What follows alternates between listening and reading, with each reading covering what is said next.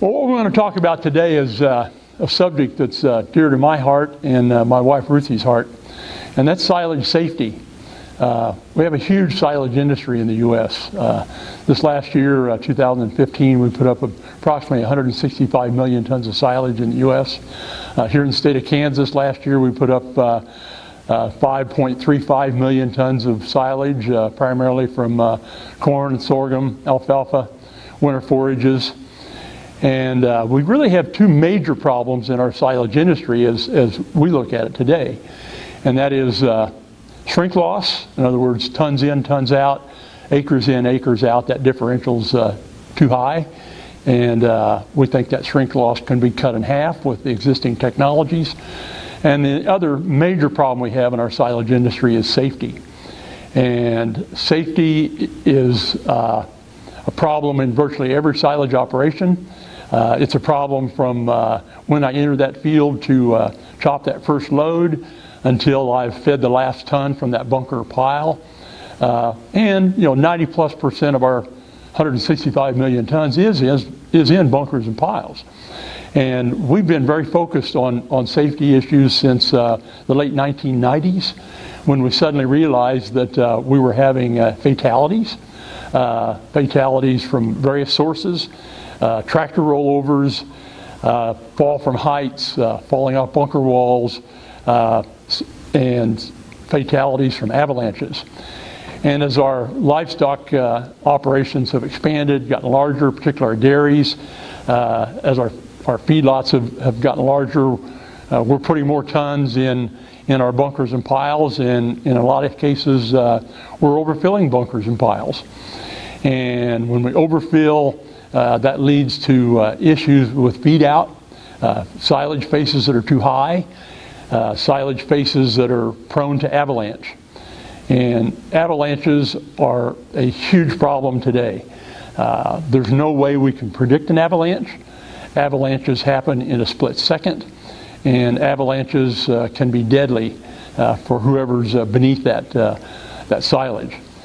Since we can't prevent avalanches and we can't predict them, one of the things we have to do is educate producers and people involved in the silage industry about ways that they can avoid silage avalanches. And this is where we come in with our program.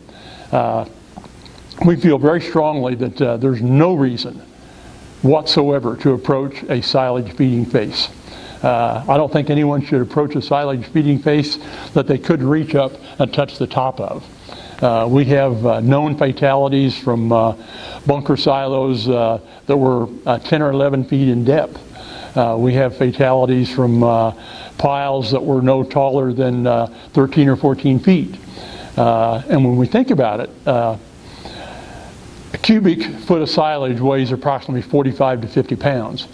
And if you've got 3 feet of silage on top of you because of the avalanche, you've got over 1,000 pounds on top of you.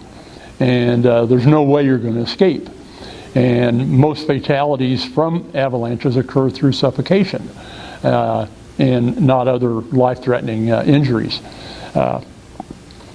So we believe very strongly that dairies and feedlots and farms should implement silage safety policies and procedures.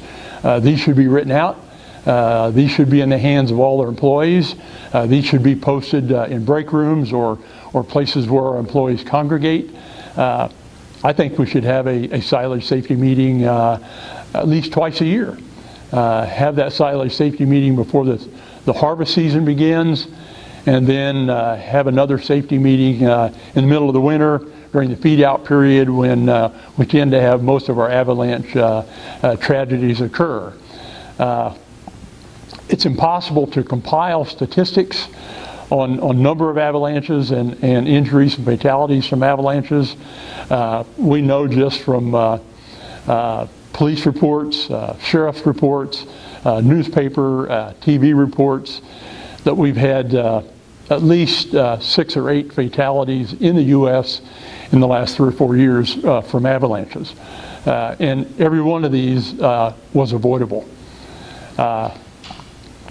We believe the first policy that a producer should put in place is that no one is allowed to be closer to the silage feed out face than 3 times its height. So if we've got a 15-foot face, no one should be closer than 45 feet of that feed out face, because we don't know how far that avalanche is going to travel when it drops off that face, and it happens in a split second.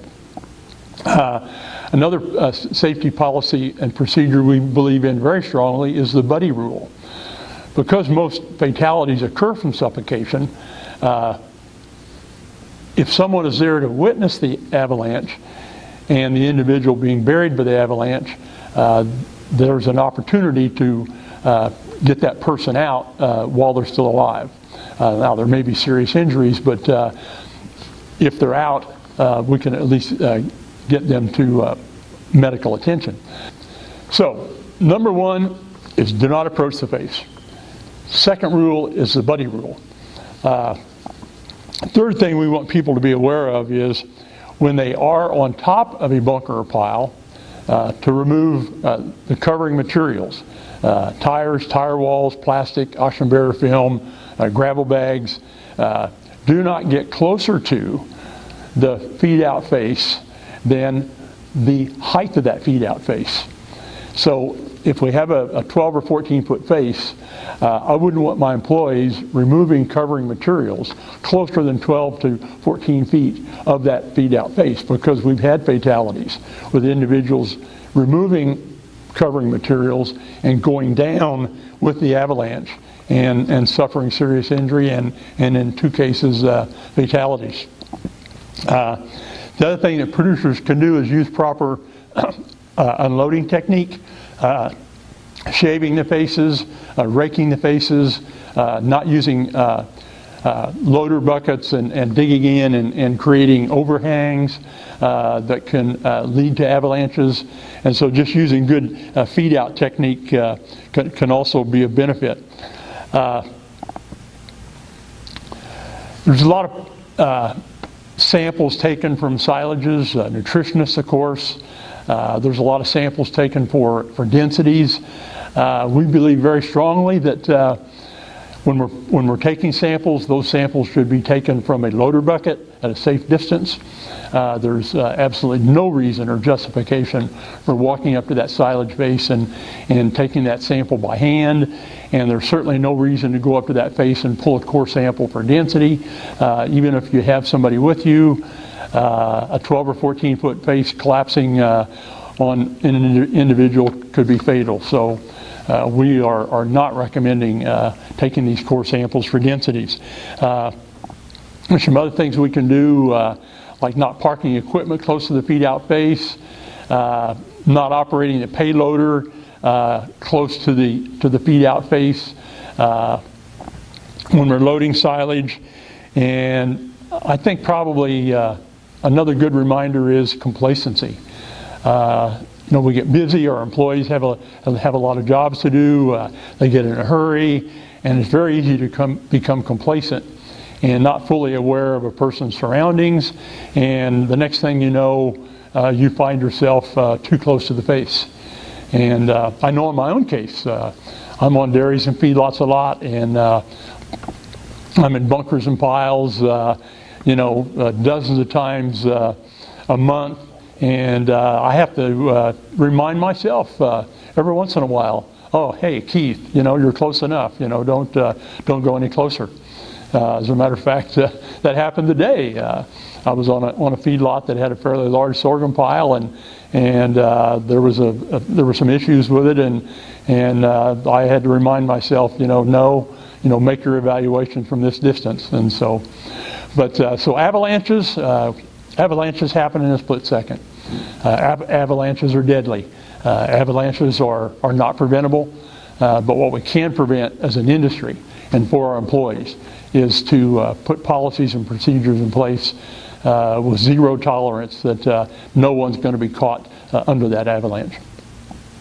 And then a couple of things I'd like to close this session with is first, I think producers should put up warning signs.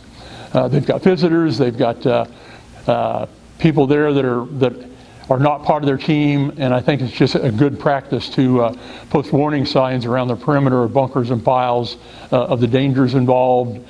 Danger, do not approach. Silage can collapse. Or danger, do not approach. Employees only. Just as good practice. And then I think the last thing we want to remind ourselves is that we want to send all our employees home safe at the end of the day. And we certainly don't want someone caught in a silage avalanche and have a tragedy on our hands.